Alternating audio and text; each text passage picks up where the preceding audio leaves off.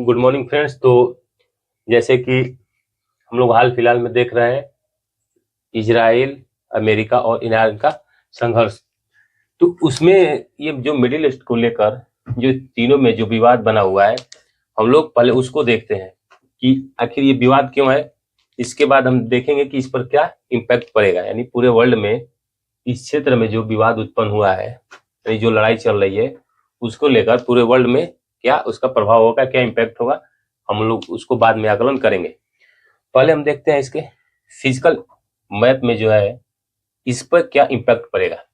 तो जैसे आप देख रहे हैं ये मिडिल ईस्ट का मैप है, ये अरब पेनिसुला इसको बोला जाता है, यानी अरब प्रायद्वीप इसको बोला जाता है। यानी प्रायद्वीप वैसा क्षेत्र जो तीन तरफ से जल से घिरा हो।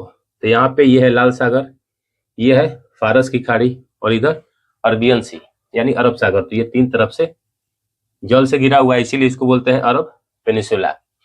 और जो ये फारस की खाड़ी है, ये जो है ये फारस की खाड़ी है। मेन विवाद यहीं पे है, ये ईरान लगा हुआ है इस फारस की खाड़ी से। ये है ईरान का खर्ग आइलैंड और ये है हारमुज जलसंधि। ये है हारमुज जलसंधि, यह है हारमुज।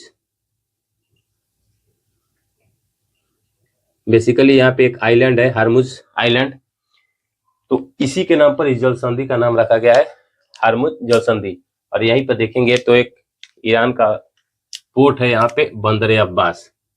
यहाँ पे नाम सुने होंगे बंदरे अब्बास। ये ईरान का एक पोर्ट है इसी हारमुज जलसंधि के मध्य में। तो इसमें इजराइल और अमेरिका ने ईरान पे बेसिकली हमला क्यों किया। तो ये इजराइल और अमेरिका का कहना था कि ईरान क्या कर रहा है, परमाणु बम डेवलप कर रहा है, यानी परमाणु बम विकसित कर रहा है, जो कि ये पूरे वर्ल्ड के लिए क्या है, एक खतरा है। ये मानना था किसका, इजराइल का और यूएसए का। तो इन दोनों ने मिलकर क्या किया कि 28 फरवरी को ईरान पे अटैक कर दिया है। कब का अटैक किया, 28 फरवरी को। 28 फरवरी को इजराइल प्लस यूएसए दोनों ने मिलकर क्या किया, अटैक कर दिया। और उस अटैक को इसने यूएसए ने क्या नाम दिया, एपिक फ्यूरी। एपिक फ्यूरी यानी इस ऑपरेशन का क्या नाम दिया, एपिक फ्यूरी। जिसमें इस 28 तारीख को क्या किया गया, इनमें जो शीर्ष जो यहाँ के सर्वोच्च नेता है अली खामनेई, उनको मार दिया गया। और उनके साथ जो 10 जो सीनियर नेता और कमांडर थे, उन सभी को क्या कर दिया गया, इसमें मार दिया गया। किसके द्वारा, यूएसए और इजराइल के द्वारा। तो इसी को लेकर यहाँ विवाद बन गया। तो इसमें क्या हुआ कि जो अमेरिका है, अमेरिका कह रहा है कि यहाँ पे जो ईरान है ये परमाणु बम डेवलप कर रहा है, जो कि पूरे वर्ल्ड के लिए खतरा है। उनका कहना है अमेरिका का कि हम परमाणु बम डेवलप नहीं करने देंगे ईरान को, क्योंकि अगर यहाँ पे ईरान को मेनली परमाणु बम डेवलप करने से कौन रोक रहा है, इजराइल। और इजराइल का जो इजराइल के यहाँ रहने से किसका फायदा है, अमेरिका का फायदा है। क्योंकि अमेरिका में देखेंगे तो लगभग जितनी भी कंपनियां हैं, जो टॉप वहाँ की कंपनियां हैं, जैसे एलन मस्क की कंपनी हुई या फेसबुक जो कंपनी हुई, तो जो टॉप कंपनियां हैं वहां पे किसका दबदबा है, यहूदी का है।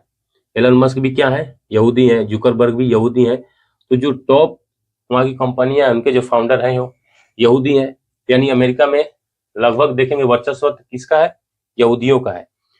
और लगभग 5,000 के आसपास यहूदी इजराइल में भी रहते हैं, वहाँ अमेरिका में भी रहते हैं। तो ये अपने हित के लिए इजराइल अमेरिका से बोला कि ईरान परमाणु बम डेवलप कर रहा है। तो इन दोनों ने मिलकर क्या किया, इस पे अटैक कर दिया। और उनके शीर्ष जो लीडरशिप थी अली खामनेई के नेतृत्व में, उनको मार दिया। प्लस 10 जो उनके सीनियर कमांडर थे उनको मार दिया। बेसिकली यहाँ पे अमेरिका क्या करना चाहता है, ऐसे तो ये जियो पॉलिटिक्स है। जियो पॉलिटिक्स में जो भू राजनीति है, इसमें न कोई सगा है अपना और न कोई दुश्मन है। इसमें क्या है कि जिसको जिधर फायदा मिलेगा वो लोग उधर ही जाएंगे। अमेरिका को यहाँ क्या फायदा, अमेरिका को यहाँ क्या दिख रहा है, एक तो अमेरिका इस इजराइल के थ्रू इस पूरे मिडिल ईस्ट पे कंट्रोल रखता है। यानी इजराइल जो है, इजराइल में यहाँ सर्विलांस सिस्टम है जो इजराइल का, ये पूरे मिडिल ईस्ट में कंट्रोल रखता है। इसी इजराइल के थ्रू। और देखेंगे यहाँ पे तो बहुत सारे बेसेज है, जैसे इराक में इरबिल बेस है, इसके बाद कुवैत में बेस है, ये है कतर, कतर में अमेरिका का बेस है, यूएई में अमेरिका का बेस है, ओमान में, ये ओमान है, ओमान में अमेरिका का बेस है, बहरीन में अमेरिका का बेस है, जो सऊदी अरब है, सऊदी अरब में प्रिंस जो सुलेमान एयरपोर्ट है वहां पे भी अमेरिका के सैनिक रहते हैं और अमेरिका की बेसेस वहां पे भी है, प्रिंस सुलेमान एयरपोर्ट पे, यहाँ पे ये सऊदी अरब है, और ये यमन है, ये है सऊदी।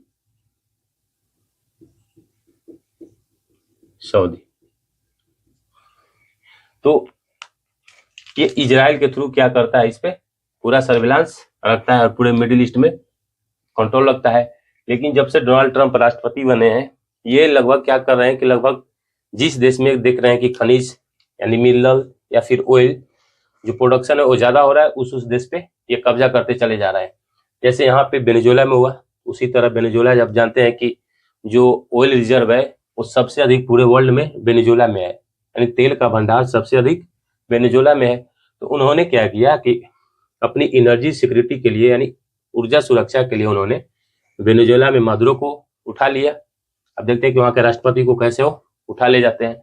इसके बाद वो डेनमार्क पर भी उसी तरह अटैक करने वाले थे, लेकिन डेनमार्क पर अटैक न करके, यानी जो ग्रीनलैंड का क्षेत्र था वहां पर अटैक न करके इन्होंने क्या किया, ईरान पे अटैक कर दिया। अब ईरान पे क्यों अटैक कर रहे हैं, क्योंकि आप जानते हैं कि ईरान ऑयल प्रोडक्शन में लगभग तीसरा देश है, यानी ऑयल प्रोडक्शन यानी जो कच्चा तेल उत्पादन करता है उसमें ये थर्ड नंबर पे है, ये थर्ड नंबर पे है।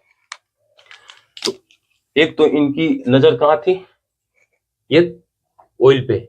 यहाँ के जो तेल भंडार है, ये अटैक मेनली इस वजह से नहीं हुआ कि ईरान परमाणु बम डेवलप कर रहा है।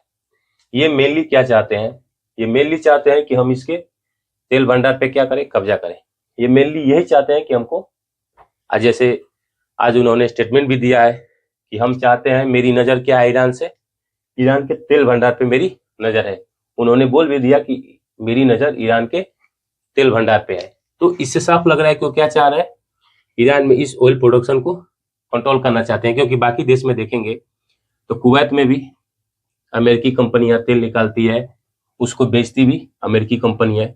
कतर में भी अमेरिकी कंपनी तेल निकालती है, सऊदी में भी अमेरिकी कंपनी तेल निकालती है, और ये वहीं से सेल करते हैं, बेचती है, और फायदा जो मुनाफा होता है वो अमेरिका को जाता है। यूएई में वैसे ही है, ओमान में भी वैसे ही है। तो जो ये वाला जो एरिया है फारस की खाड़ी से लगा हुआ, ये कैसा एरिया है, ये लगभग ऑयल में रिच एरिया है, यानी काफी यहाँ पे जो तेल है, तेल के भंडार इस क्षेत्र में बहुत अधिक पाए जाते हैं। इराक में भी तेल निकालता है। तो इनका मेनली फोकस कहाँ है, इस ऑयल पे है। लेकिन बहाना बना के क्या अटैक किए, ईरान परमाणु बम डेवलप कर रहा है। तो इसी में वो क्या चाह रहे हैं, तो ईरान ने क्या किया, ईरान ने इस हार्मुज जल संधि को ही चौक कर दिया।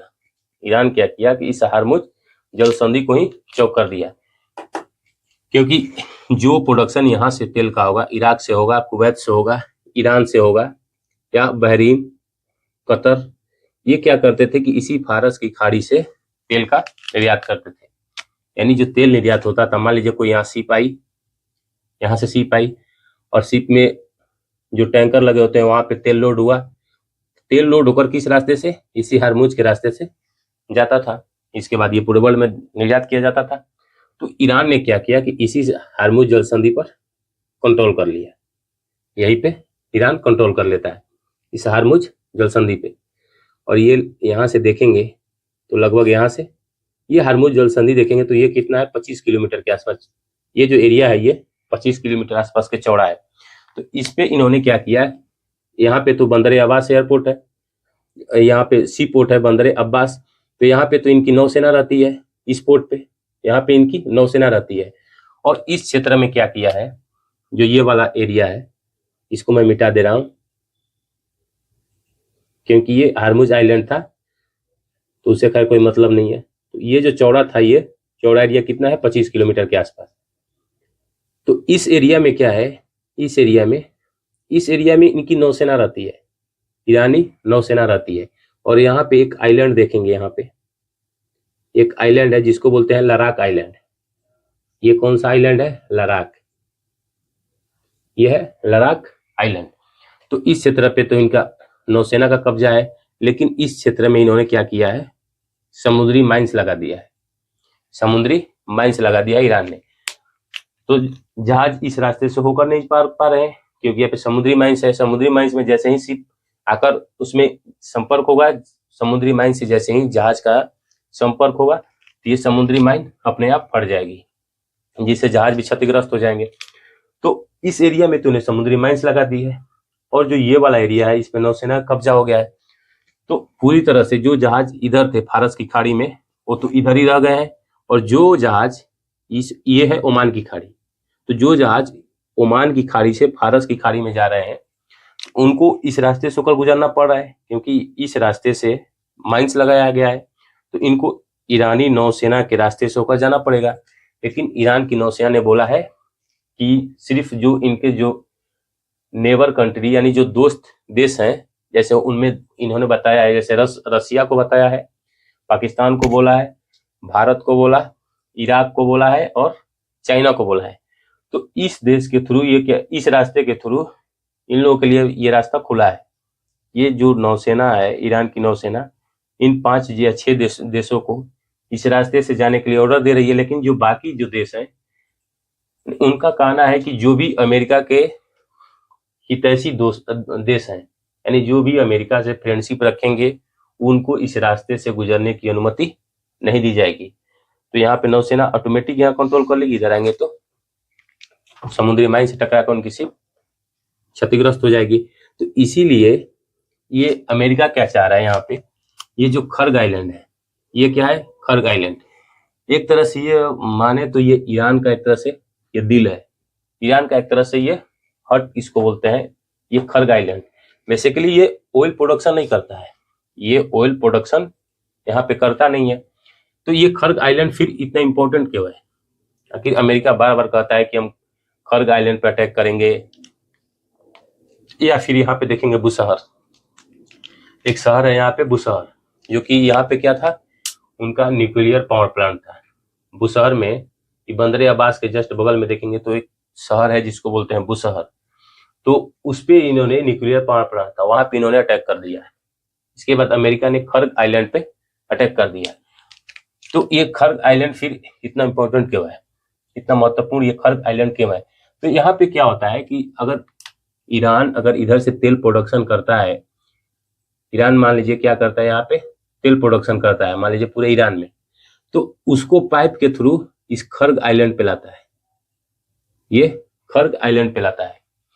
ईरान से जितना भी तेल प्रोडक्शन होता है, उनको पाइप के थ्रू इस खर्ग आइलैंड पे लाया जाता है, और इस खर्ग आइलैंड के थ्रू यहीं पे जहाज आती है, यहीं पे जहाज को लोड किया जाता है, और यहीं से दूसरे देशों को निर्यात किया जाता है। तो एक तरह से ये क्या है? एक ऑयल टर्मिनल है। तो ये खर्ग आइलैंड क्या है? ये खर्ग आइलैंड क्या है? एक टर्मिनल का काम करता है। कैसा टर्मिनल? Oil terminal. ये क्या है? एक ऑयल टर्मिनल है। और यहाँ पे लगभग इनके 3 करोड़ बैरल यहाँ पे इनका ऑयल रिजर्व रहता है। यानी 3 करोड़ बैरल मतलब भारत में अभी तक है 56 लाख बैरल ऑयल रिजर्व है। भारत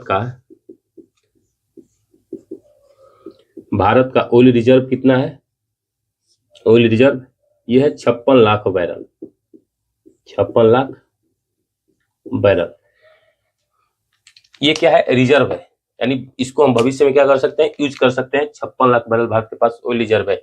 लेकिन जो ये खर्ग आइलैंड है ईरान का, इसमें 3 करोड़ बैरल, लगभग इसका देखें तो लगभग 5 गुना, लगभग यहाँ पे 5 गुना ऑयल रिजर्व है। कहाँ पे? इस खर्ग आइलैंड पे। तो अमेरिका की मेनली नजर कहाँ है? इस खर्ग आइलैंड पे, और प्लस में यहाँ लद्दाख आइलैंड पे। लद्दाख आइलैंड पे क्यों है कि अगर हम लद्दाख आइलैंड पे कब्जा कर लेंगे इस एरिया पे, इसको रेड से बना दे रहा हूं, ये जो है लद्दाख आइलैंड है। तो अमेरिका चाह रहा है कि अगर इस लद्दाख आइलैंड पे कब्जा कर लेंगे तो इस हार्मुज को हम लोग कंट्रोल कर सकते हैं। इस हार्मुज को कंट्रोल करने के लिए अमेरिका चाह रहा है इस लद्दाख आइलैंड को हम कब्जा कर ले। और प्लस में इस खर्ग आइलैंड को क्यों चाह रहा है? अगर खर्ग आइलैंड को कंट्रोल करना इसलिए चाह रहा है कि अगर खर्ग आइलैंड पे कब्जा हो जाएगा तो जो भी ईरान का तेल प्रोडक्शन होगा, ऑयल प्रोडक्शन, पहले ऑयल प्रोडक्शन होता था तो यहाँ से निर्यात करता था, लेकिन इस पे अगर अमेरिका का कब्जा हो गया तो इसको क्या कर सकते हैं, जो ऑयल सप्लाई हो रहा है इसको कट कर देगा, अमेरिका इसको कट कर देगा, क्योंकि इस पे कब्जा अमेरिका का हो जाएगा। तब जब चाहे जैसे चाहे वो अमेरिका नियंत्रित करेगा उसको, इस खर्ग आइलैंड पे अमेरिका कंट्रोल करेगा। तो अमेरिका चाह रहा है कि इस खर्ग आइलैंड पे हम कंट्रोल कर ले। अगर खर्ग आइलैंड पे कंट्रोल हो जाएगा तो इस पे जितना भी ऑयल रिजर्व है, यानी 3.6 करोड़ बैरल मान लीजिए यहाँ पे ऑयल रिजर्व है, तो ये सब किसके कंट्रोल में आ जाएगी? अमेरिका के कंट्रोल में आ जाएगी। इसीलिए अमेरिका चाह रहा है इस खर्ग आइलैंड पर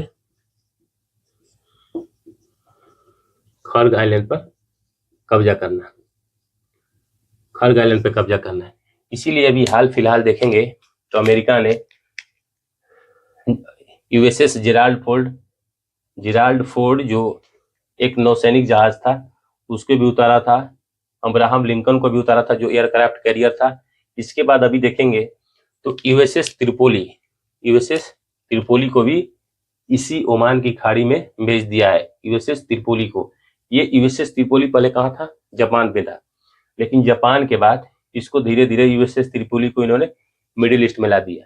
इस यूएसएस त्रिपोली को इन्होंने मिडिल ईस्ट में ला दिया है और इस पे लगभग 2500, यहाँ पे 2500 मरीन कमांडो है, मरीन कमांडो। ये अमेरिका की सबसे घातक स्पेशल फोर्सेस है। 2500 मरीन कमांडो ये अमेरिका की सबसे घातक एयर फोर्सेस है। इसको यूएसएस त्रिपोली पे कहाँ भेज दिया? इस मिडिल ईस्ट में, यानी इस ओमान की खाड़ी में।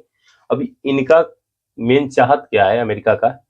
ये मेन इस एरिया में कंट्रोल करना चाहते हैं। इस लद्दाख आइलैंड पे कंट्रोल कर लेंगे और प्लस इस खर्ग आइलैंड पे कंट्रोल कर लेंगे। अगर लद्दाख आइलैंड पे कंट्रोल कर लिया अमेरिका तो इससे क्या होगा?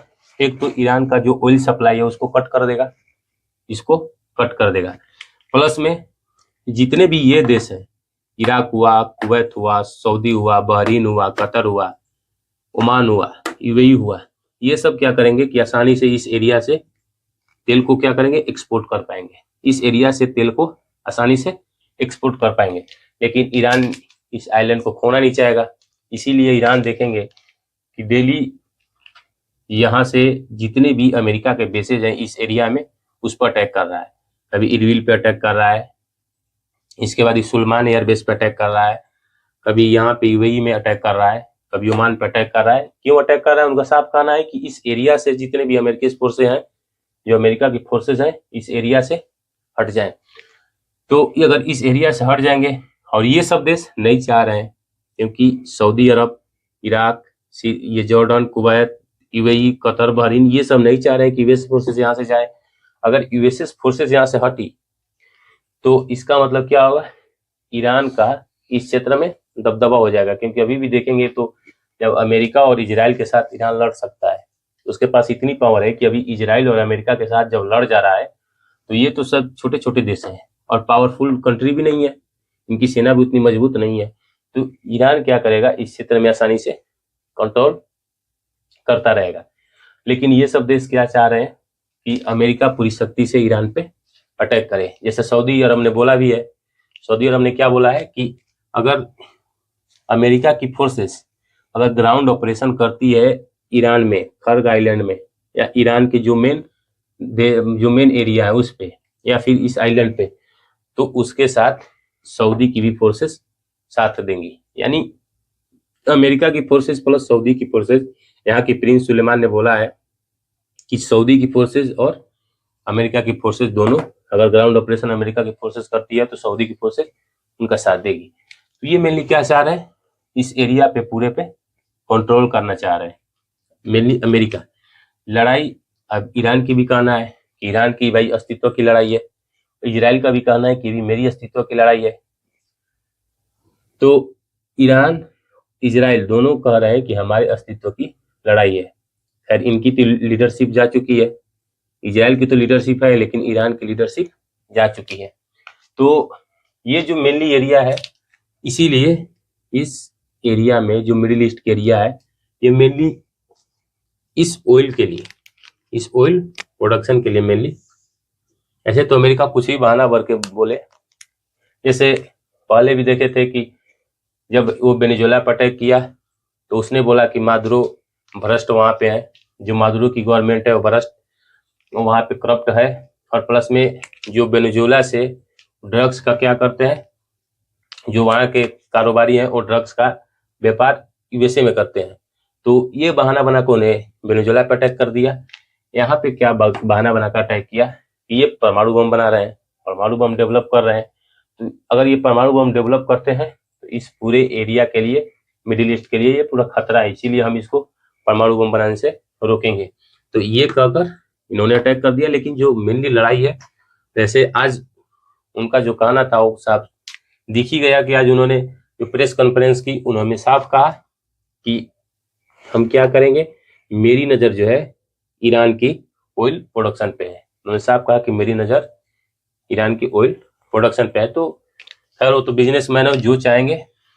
अब उनके दिमाग में क्या है, तो वो तो मेनली बिजनेस से देखेंगे कि हमारे व्यापारी को कहाँ से फायदा हो रहा है, हमारे बिजनेसमैन को जहां से फायदा होगा, अमेरिका को जहां से फायदा होगा, वहां पे वो करते चले जाएगा। क्योंकि देखिए अभी नाटो के सहयोगी था, लेकिन उन्होंने नाटो के खिलाफ ही बोल दिया कि हम डेनमार्क, ग्रीनलैंड पर अटैक करेंगे, जो कि डेनमार्क की टेरिटरी है। डेनमार्क की टेरिटरी होते हुए भी उन्होंने बोला कि हम उस पर अटैक करेंगे, और डेनमार्क नाटो कंट्री भी है। तो खैर अमेरिका तो अब जानते ही हैं कि किसी का सागा तो है नहीं, ये तो पावरफुल है, अपने आप को सुपर पावर कहता भी है, और प्लस में अपना संप्रभुत्व यानी प्रभुत्व हम हर किसी के ऊपर दिखाना चाहता है। जैसे भारत पे भी कुछ समय पहले देखे थे आप कि भारत पे उन्होंने टेरिफ बढ़ाकर 100%, 150%, कभी 60%, कभी उसको घटा के 20% उन्होंने किया था। जब यहाँ पे लड़ाई नहीं चालू हुई थी तो इससे पहले उन्होंने मना किया था कि आप रसिया से ऑयल एक्सपोर्ट मत कराइए, यानी इंपोर्ट, रसिया से इंपोर्ट मत कराइए ऑयल को। लेकिन जैसे इस एरिया में अटैक हुआ तो उन्होंने कहा कि आप 1 महीने के लिए रसिया से तेल का इंपोर्ट करिए। तो वो अमेरिका का वो चलता रहता है नीति, वो खुद नहीं समझ पाते हैं कि हम क्या कर रहे हैं क्या नहीं कर रहे हैं। तो मेनली जो ये लड़ाई थी इस क्षेत्र को लेके, ये समझिए तो एक आइलैंड के लिए भी मानिए या फिर ऑयल प्रोडक्शन के लिए मानिए। ऐसे तो इनका कहना है कि हम एटम बम डेवलप कर रहा था, इसीलिए हमने अटैक किया। तो अब किसके लिए वो अटैक कर रहे हैं वो जाने। और इजराइल इधर लेबनान को भी अटैक कर रहा है, क्योंकि यहाँ पे हिजबुल्ला है, हिजबुल्ला ईरान समर्थक है। इस गजा पट्टी को तो पहले ही इजराइल ने कंट्रोल कर लिया अटैक करके हमास के खिलाफ। इसके बाद इस यमन पे भी उस टाइम पे अटैक किया था, जब ये गाजा पट्टी से युद्ध चल रही थी तो यमन पे भी अटैक कर रहा था। यहाँ पे हमारे यमन का देखेंगे तो हुदैदा पोर्ट है, इसके बाद इसकी राजधानी सना है, इन दोनों पे अटैक किया था। तो खैर इजराइल का पहले से भी रहा है कि ये ग्रेटर इजराइल बनाना चाहते हैं, और आज भी नेतन्याहू ने बोला भी है कि हम क्या चाहते हैं, इस मिडिल ईस्ट के नक्शा को ही बदलना चाहते हैं। नेतन्याहू का कहना है कि हम इस मिडिल ईस्ट के नक्शा को ही बदलना चाहते हैं। तो आगे देखिए कितना दिन तक लड़ाई चलता है, आगे क्या होता है, अब तो भविष्य के घर में छुपा हुआ है। तो आज के लिए इतना ही, हम नेक्स्ट क्लास में देखेंगे कि इस एरिया में कंट्रोल होने से कैसे जो सप्लाई है ऑयल का, नेचुरल गैस का, उर्वरक का, वो कैसे बाधित हुआ है, और ये कैसे दूसरे देश के लिए संकट या पूरे वर्ल्ड के लिए संकट कैसे उत्पन्न होगा, हम उसको नेक्स्ट क्लास में देखेंगे। तो आज के लिए जो ये पॉलिटिकल था, आज के लिए इतना ही। नेक्स्ट क्लास में हम देखेंगे कि किस तरह ये इस एरिया पे अटैक होने से पूरे वर्ल्ड में कैसे संकट उत्पन्न हो सकता है, हम उसको नेक्स्ट क्लास में देखेंगे। आज के लिए इतना ही, धन्यवाद।